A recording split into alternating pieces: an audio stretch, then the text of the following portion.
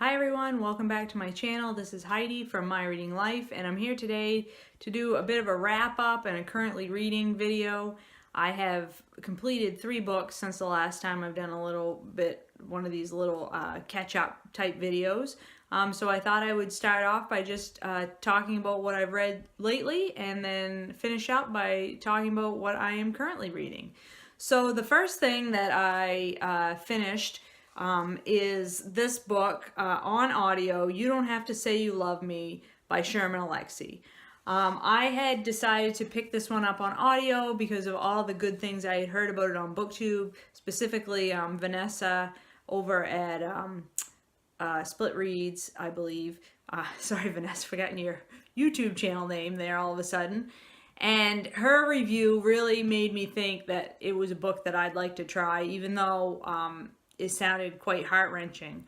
So I grabbed it on Audible, started listening to it, and it was excellent. Sherman Alexie reads it himself, so that, you know, always adds something to a memoir when the author reads it himself. And this memoir is Sherman Alexie talking about his childhood growing up on a reservation in Washington State. He is Native American, and he had a difficult childhood. He was ill as a child. His parents were both struggled with alcohol. His mom stopped drinking when he was like 7 years old, but his dad continued to drink throughout his life and ended up dying from complications due to alcoholism. There was a lot of abuse on his reservation, and Sherman Alexie just discusses all of these things straight on, head on. It's very difficult, some of the things that he talks about. If you have trouble with child abuse or sexual abuse, trigger warnings for this book. But if it's material that you think that you can handle, it is just a beautiful, beautiful memoir. He intersperses his narrative stories with poetry that just is beautiful, and I really loved it, and I didn't know that I would. I mean, it made me laugh, it made me cry, and it was just a lovely, lovely book, so I'm really glad that I read it. The next book that I completed was The Changeling by Victor Lavalle, and I had picked this one up because it was the chosen selection for January for the Russell over at Ink and Paper blog is doing Around the World in 1,000 Pages reading club this year, and the first pick was The Changeling for January. And this novel is a New York novel. It's set in New York, and we follow the main character is Apollo. We meet him as a child when his parents, we learn about his parents and his father who disappears without any trace when he's a young child, and then he grows up with a single parent, becomes a very bookish child, and ends up as a young man becoming a buyer and seller of used books and rare books. So I really enjoyed the first part of the story when he meets his soon-to-be wife Emma, and then they get married and they get pregnant and have a very surprising birth of their first child, and then something happens. A really bad, tragic, horrible thing Emma does to the child, and then the book kind of splits at that point, and what had been a very straightforward, heartwarming, realist story of a family becomes fantastical as Apollo goes through these adventures, basically trying to find what happened with his wife and his child. And it has a lot of connection with Norse mythology and Norse legend. There is just the second half of the book. I struggle with how to explain it because I struggled with it as I read it. Really loved the first half of the book, had much more difficult time with the second half of the book. I struggle with magical realism type things anyway, although I would say this is more of a straight up fantasy in the second half of this book. But it was very disjointed at times for me. Overall, it was compelling. I wanted to keep reading the book, but I was left with a lot of questions at the end of how certain things happened, why certain things happened, and really why some other things were inserted into the story. But I really like what the story has to say about how we live our lives online and what dangers that may or may not bring to us because of the way we just sort of put our whole lives online for anyone to see. And, you know, I thought that was a pretty interesting piece of the book. I also found it interesting how parenthood is interwoven into the entire tale, and the fears and the dreams that you have as a young parent. I enjoyed that aspect of the book. So while I did have my problems with the story, I did not think it was a perfect story. I did enjoy it overall, and I'm really glad to have read it. And I would not have read it if Russell hadn't chosen this book to start off his book club. So for that, I am very thankful and very glad to have read it. And then the last book that I want to talk about that I've completed so far this month is The Fact of a Body by Alexandria Marzano-Lesnevich. And this is another nonfiction book, sort of a true crime book, where Alexandria Lesnevich goes to school to be a lawyer. And while she's in law school, she has an internship with a law firm in Louisiana. And at the very first day of this internship, watches some testimony, not testimony, I'm sorry, I don't want to say that, an interview, I guess, a filmed interview from a case that the firm is involved with. And this firm is a firm that deals with death row inmates and trying to help get death row inmates off death row. And Alexandria becomes entwined with this case. That she actually, like I would say, becomes obsessed with this case of a man who was found to have murdered and possibly molested a little 6-year-old boy and had been found guilty of the crime back in 1992 and sentenced to death row. And at this point, it's in the 2000s, and his case is being reheard to see whether or not he should remain on death row or not. And the story sort of is it's a sort of a dual narrative. It's the story of this man's case, and how, you know, what the rest of his life was and how it led up to the point where he murdered the little boy. And then Alexandria's life as a child. You find out fairly early on that she was molested as a young child by her grandfather.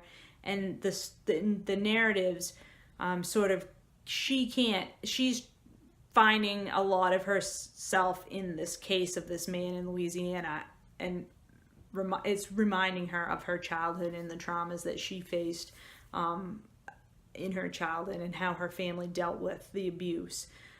I don't know that the intertwining of the two stories worked very well for me. I found both stories compelling, but I think it was sort of forced together. I mean, I think the author certainly found that connection, but for me as a reader, I felt that it was kind of forced. What was interesting to me about the book, and I also listened to this on audio, and it was read by the author, which was very good. But the things that I liked about this book was that it made me question my own moral values and what would I do in some of the similar situations that people found themselves in with this case, where this man who had, was a convicted pedophile before he was convicted of murder. He had already served time for molesting young people. He was a known pedophile. He knew that about himself, but he was raised in very unusual circumstances. His mother had been in a full body cast when she got pregnant with him, and by the time they figured out that she was pregnant, she had been ingesting a cocktail of narcotics to deal with the pain and the trauma that her body was trying to heal from, and the reason why she was in the full body cast. She'd been subjected to multiple x-rays and all these things. And so there was this evidence that these things can cause problems in a child if a mother is exposed to these kinds of things. And so how much of that, is this man who committed these crimes, and I'm sorry, I'm completely blanking on the guy's name at this point, and I'll try to add in his name here somewhere in the video, but is he mentally insane? Was he insane at the time that he committed the murder? The question of that, did he deserve to die? He did kill the boy. He never tried to deny that he killed the boy, but is that enough reason for him to then be killed himself? And I found that question really interesting to me morally to think about. And then on the other hand, Alexandria's story of how she was molested by her grandfather and how her family dealt with it when she told her parents what had been happening with her grandfather. They did not allow the grandfather to be alone with her any longer, but they also did not cut him out of her life. And how she deals with that and the family dynamics and the whole backstory of her family was extremely interesting and really made me question what I thought about some of those issues. So for that, I found the book very successful. While I didn't always find the overlay of these two stories to be successful in the book. So there's that. If that's the sort of thing that you like, I don't read a lot of true crime myself, so it was interesting to me to sort of bring that thought into my, to be pondering that was something interesting to me because it's not something that I normally would think about. So that was good. So then I also, this month, I finished my latest issue of the Atlantic Monthly, the one with Putin on the cover, but that's not the article I wanted to bring to your attention this time.